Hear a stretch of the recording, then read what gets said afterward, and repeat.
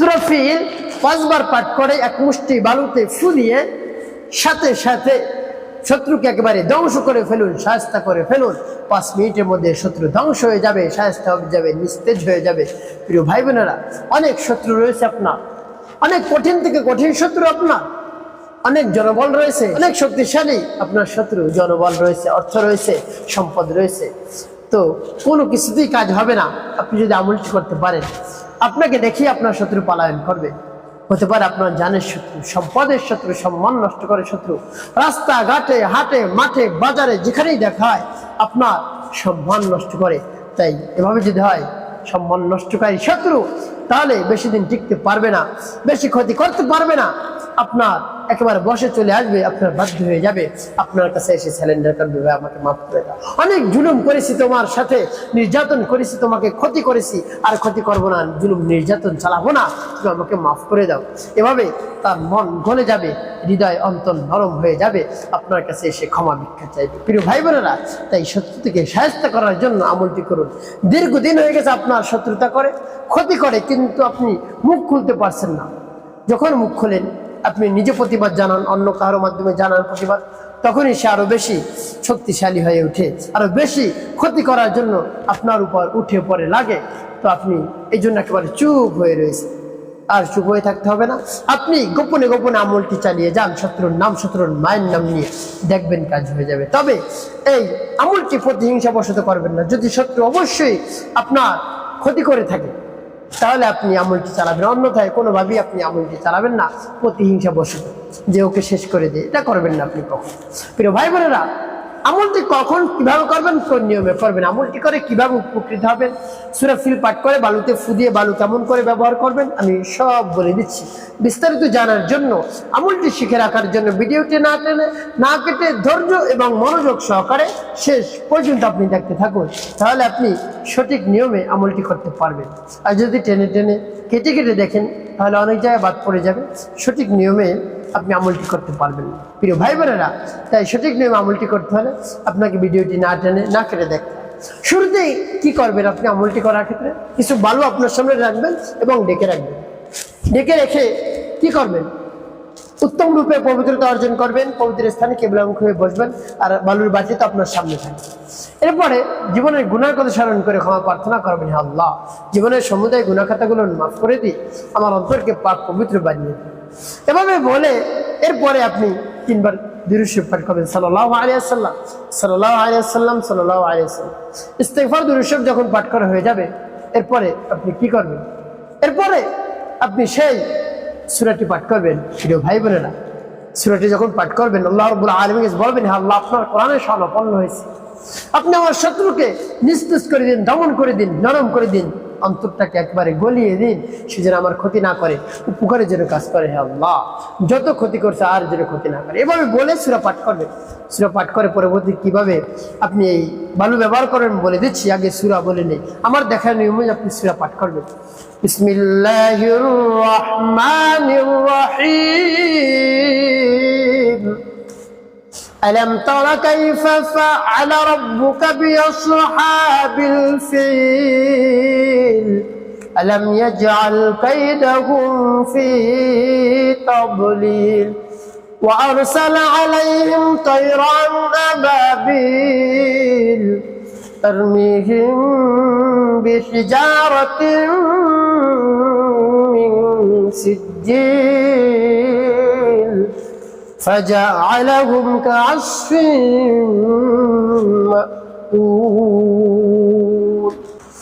এবার যখন সূরা ফিল পাঠ করা হয়ে যাবে, একটু ফু দেবেন, তারপর আপনি আবার পাঠ করবেন, বিসমিল্লাহির রহমানির রহিম। ألم تر كيف فعل ربك بأصحاب الفيل ألم يجعل كيدهم في تضليل وأرسل عليهم طيرا أبابيل ترميهم بحجارة من سجيل فجعلهم كعصف مأكول।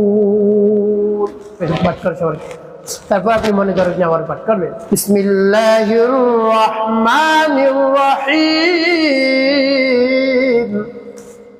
ألم تر كيف فعل ربك بأصحاب الفيل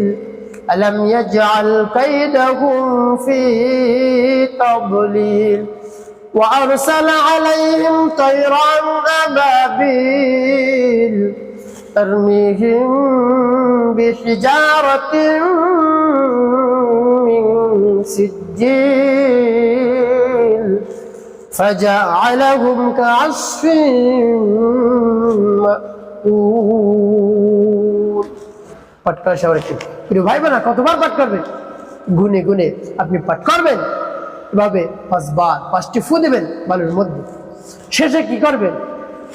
7 বার দুরূদ বিরাম পাঠ করবেন নবী সাল্লাল্লাহু আলাইহি ওয়াসাল্লাম মুহাব্বত নিয়ে ভালোবাসা নিয়ে আল্লাহুম্মা সাল্লি আলা মুহাম্মাদ ওয়া আলা আলি মুহাম্মাদ কামা সাল্লাইতা আলা ইব্রাহিম وعلى آل إبراهيم إنك حميد مجيد اللهم بارك على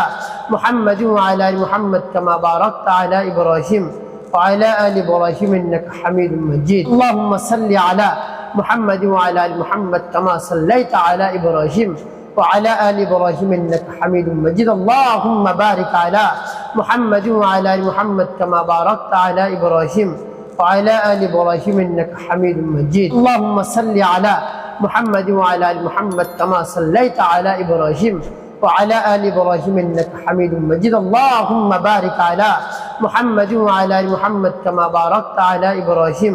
وعلى آل إبراهيم إنك حميد مجيد اللهم صل على محمد وعلى آل محمد كما صليت على إبراهيم وعلى آل إبراهيم إنك حميد مجيد اللهم بارك على محمد وعلى آل محمد كما باركت على إبراهيم وعلى آل إبراهيم إنك حميد مجيد اللهم صل على محمد وعلى آل محمد كما صليت على إبراهيم وعلى آل إبراهيم إنك حميد مجيد اللهم بارك على محمد وعلى آل محمد كما باركت على إبراهيم وعلى آل إبراهيم إنك حميد مجيد যখন ধীরে ধীরে পাঠ করে যাও বালু তুমি ভাবে আপনার আমলটি করা শেষ এখন কি করবেন এই বালু কেমন করে আপনি ব্যবহার করবেন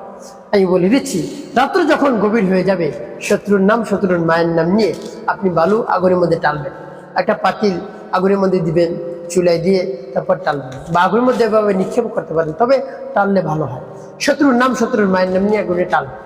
দেখবেন শত্রু